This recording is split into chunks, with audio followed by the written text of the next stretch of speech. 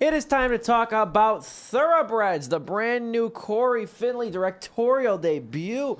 Looking forward to talking about this. Saw this last couple months or so, and I didn't think that I was going to get a chance to see it, let alone both of us. I did not think that we were both going to get a chance to see this thing. I thought this was going to be one of those movies that came and went, didn't really come out very many places or something like that. Thought it would maybe go to video on demand or something, but no. We're lucky enough to have seen it, and I am very excited to talk about it. But first, we got Joe to give us the rundown of the plot, if you do not mind. Okay, yeah. So basically, two upper-class teenagers named Amanda and... Hold on a second. Lily, there we go. Sorry, my phone's lagging here. No, you're good. They're basically long distance. They basically had a friendship when they were younger and kind of like split apart, but are now coming back together because Amanda needs basically tutoring from Lily. Amanda happens to be basically just an antisocial person. She feels no emotions for people whatsoever, while Lily is trying to, honestly get like friends, be popular amongst people, and have like a better life. Honestly, they try becoming best friends again over a period of time until Lily's stepfather comes in and is like being very rude. They both decide to kill Lily's stepfather, and basically the film is just about them coming up with a plan in order to do so. Yeah, that's pretty much what it is. Yeah, I don't want to give too much away. Yeah, it's a weird thing to kind of talk about and like to try to really explain this thing because it's a movie where you don't really know like when you start to traverse into spoiler territory, which is always a tough one to kind of articulate on air, especially in person and stuff. Yeah, Amanda played by Olivia Cooke, Lily played by Anya Taylor-Joy, and then this is also the film that features the last performance by Anton Yelchin, who plays this local drug dealer who they initially outsourced to do their dirty work on Lily's stepfather. First off, I know there's a lot to get into with this. I'm just gonna say right now that like it's been a while since I've seen a movie that's kind of that has this kind of a vibe to it. This thing is really strange and creative. I'm really surprised that A24 didn't go all over this. Man, there is some camera work in this movie that made me go, are you sure this isn't an A24 movie, you guys? I mean, you look at the poster too. I mean, I was gonna say it does wonders for our viewing or listening audiences, as I always say. But this fuchsia poster with the the blood dripping on the O of the O in Thoroughbreds, like it has this very A24 like quality, and it's good. That's the thing. Like I mean, A20, you can really tell now A24 is starting to have their own brand. And that's why you can look at something like this and really say it. Where do you want to go? What do you want to mention first, Joe? Just how amazing the two leads are here, honestly. Olivia Cooke and Anya Taylor-Joy, man. Yeah. Anya Taylor-Joy. I was blown away by the chemistry they had. Yeah, they are really... And they play both their characters very well. I call it... it's funny, you could say... hate each other? I called it like an anti-chemistry. That's true, because they kind of hate each other, but they kind of like are... They're friends, drawn but to enemies. each other. They're drawn to one another in a very unique way. And I mean, they have this... It's funny, because like, the way it's marketed, Amanda has no emotions. Lily has a lot of emotions. But when they like look at one another and they start to have intimate conversations, don't you notice how like Lily becomes disaffected in a way too? Yeah. They kind of have these like dead-eyed stares and whatnot. They have snappy dialogue back and forth. Yes, and I'll tell you too, Olivia Cooke, make no mistake, Olivia Cooke has a challenging role. Oh yeah. A supremely challenging role, especially for an actress who doesn't have, a pedigree of a lot of things. She's been in only a handful of stuff. She was in Me and Earl and the Dying Girl. She was in Ouija, so she was in The Quiet Ones. She's going to be in Ready Player One as well. Yeah. And she was in Bates Motel, too. She was one of the main roles in that show as well. But, I mean, she's at only 24. This is a challenging performance. And I think she rises to the occasion. I said, too, and this is probably not the greatest thing to say, but I said she walks around, Olivia Cooke's character, Amanda, she walks around with, like, this non-existent expression that looks as if she's, like, had a year's worth of disappointing sex. That's what she looks like. That's a very good description. This whole thing. And I love it. I mean, it's strangely draws you into her and stuff like that. It is a challenging role because it's like she has to play a character that has no emotion, but somehow give the character a character, honestly, some personality to it. And that's not easy. And it's not easy. I mean, like, you know, Daniel Radcliffe had to... Yeah. And it's like the Swiss Army Man, basically, just as a dead body.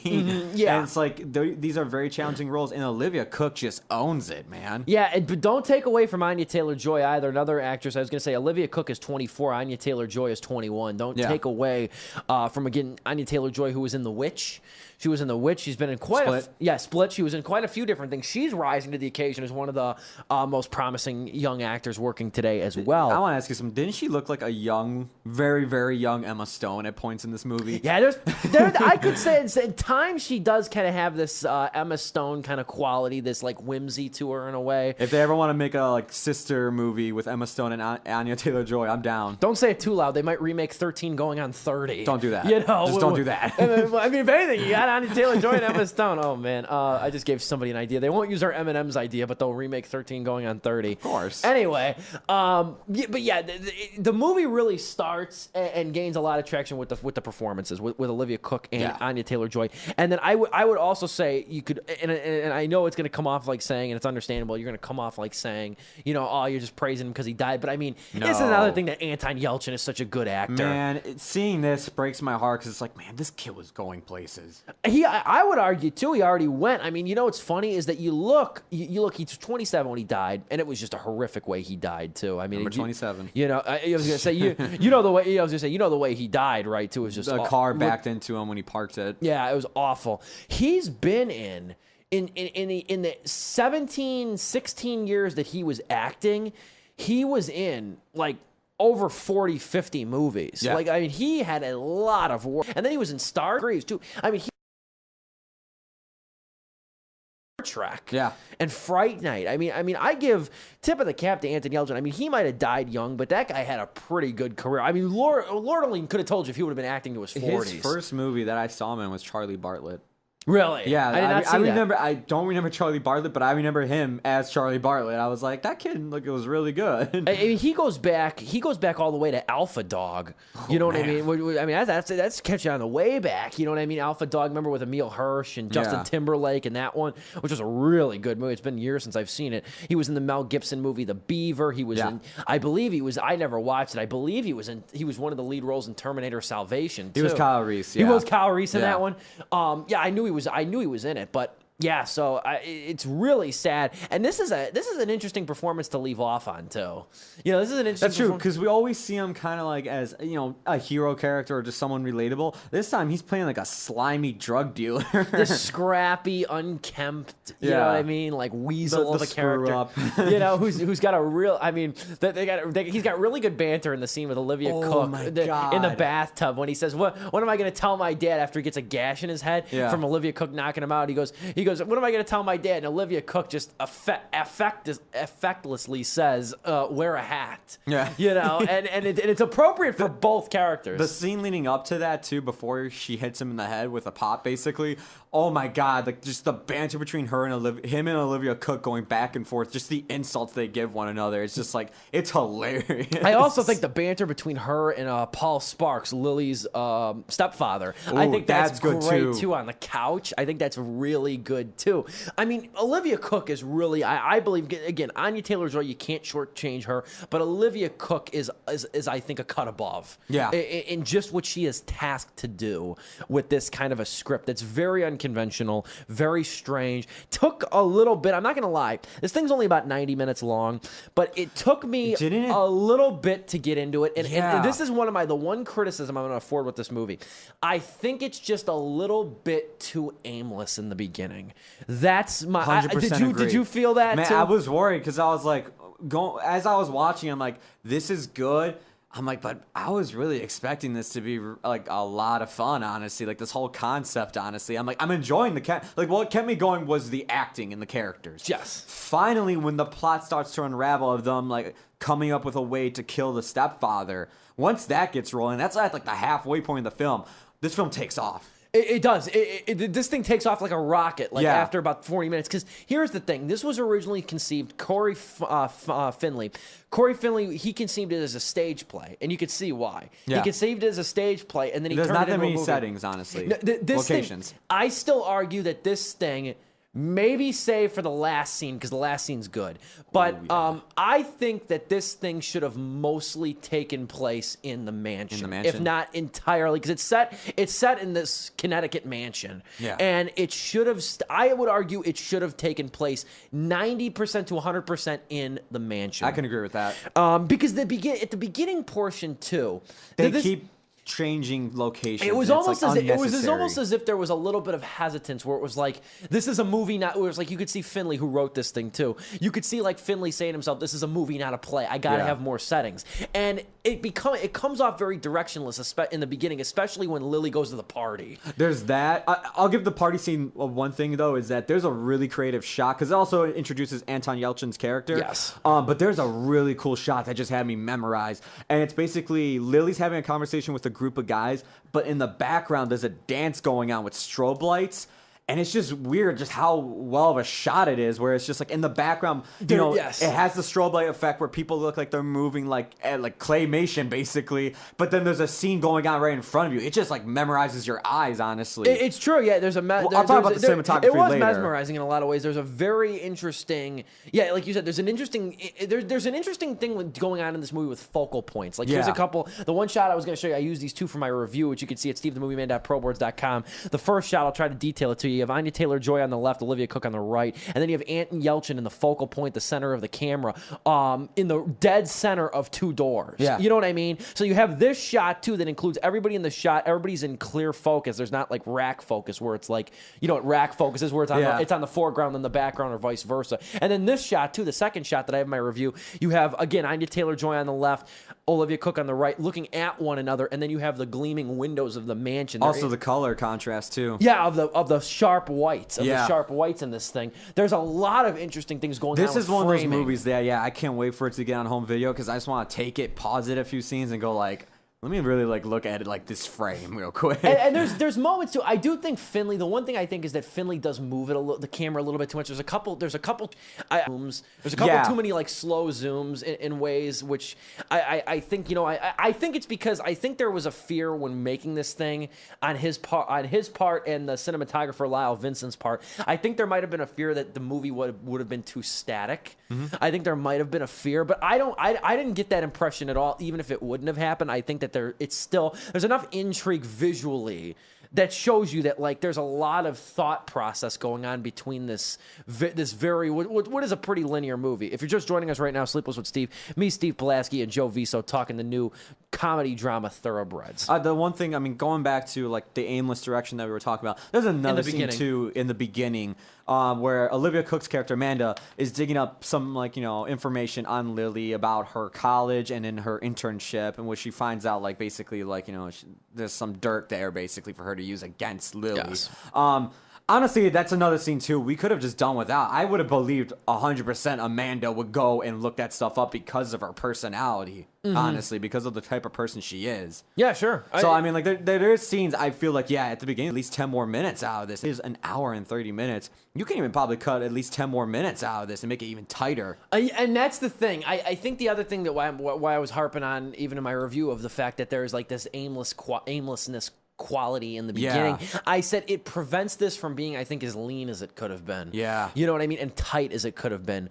But I still, because about 30 minutes into this thing, I just thought, like, you're losing me a little bit. I was like, you're losing me a little bit with this. Like just kind of the techniques and just the way, like, leaving the mansion and stuff and the pool scene and stuff. I said, you're losing me in a couple aspects. But then, like you said, as soon as, like, Olivia Cooke, like, deadpan asks... Mark. Well, that banter too, of course. Okay. But as soon as Olivia Cooke Amanda deadpans to Lily, have you ever thought about killing him? Like, from then, it just takes off. It just takes off in its own direction.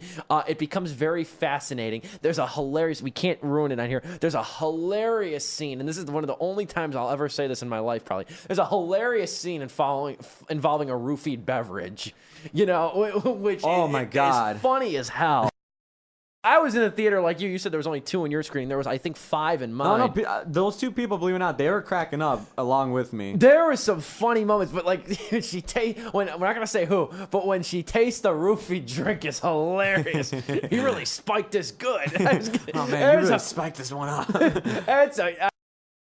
It's funny. There's some hilarious moments in this thing. There really is. I mean, like there's a couple bad laughs in this thing too, like the chemotherapy line. Oh, that was another one too that cracked me up. You know, like I love, and I mean, this is totally. I'll say this right now. This is totally like my humor. You know what I mean? Like my kind of humor that I like and that I really find funny. This conversational banter. You know what I mean? This sort of weirdly deadpan. Like, you know, you should be talking about something that's very serious, but it has this sort of casual quality to it. Yeah, I love that.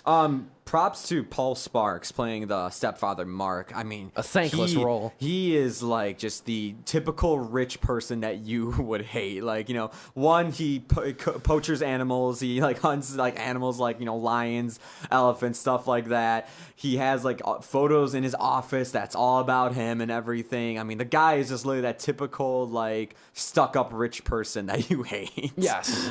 And in terms of the larger significance of this thing, because I think there is a commentary on that. There is a larger. I think there is a larger significance. Here's what I got out of it. Okay. With the ending. Well, just in the movie in general. Because I want to like mention something about that too. Yeah. Absolutely. Here's how I see it. Okay. I don't know. You could see it totally differently. I think this is less a commentary on the disaffection of like spoiled, rotten teenagers. I think it's less a commentary on that, and I think it's more a meditation on how the worst can be brought out of those same individuals so easily. Yeah. You know, and here's what I say.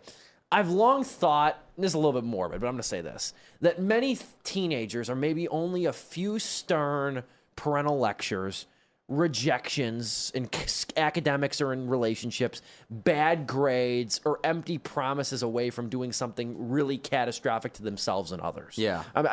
Fill in the blank whatever you want, okay? It could be a myriad of things.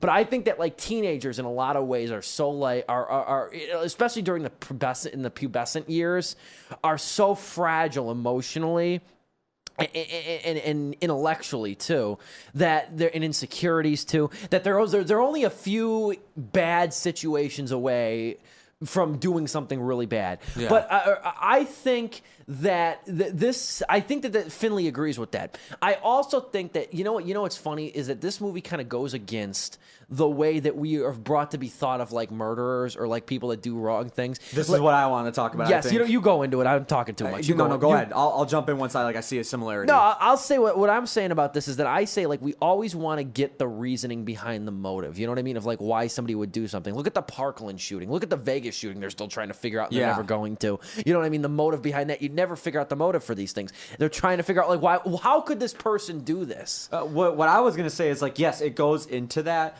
But then kind of with the ending, too, is that this film, the way it's shot, and it's props to the cinematographer, it is shot like it's a horror film. Like, there is, like, you know, just like certain camera works and just certain, like, lightings with, like, you know, scenery. It's shot like it's a horror film. And, like, throughout the entire time, I'm like, oh, you know, like, you're going along with Olivia Cooke and Anya Taylor-Joy about this whole thing. Like, yeah, you know what? Mark is a, you know, like, he is a real, like, you know, jerk. He should be killed and everything. It's not until the ending, especially with how like the ending is framed and the last few shots of what happens, that you like really question yourself like, was that really right what they just did? I thought a little similarly. I was thinking like, you know what? Like even it totally spins on you. I kind of realized it halfway through. Like I think it was the kitchen sequence with the stepfather and Lily. The I wasn't at that point yet. It took until the ending. I think it was the kitchen sequence with Amanda hiding in the other room. Yeah. But I was thinking like, you know, I'm kind of going along with this and rooting for this in a bad way.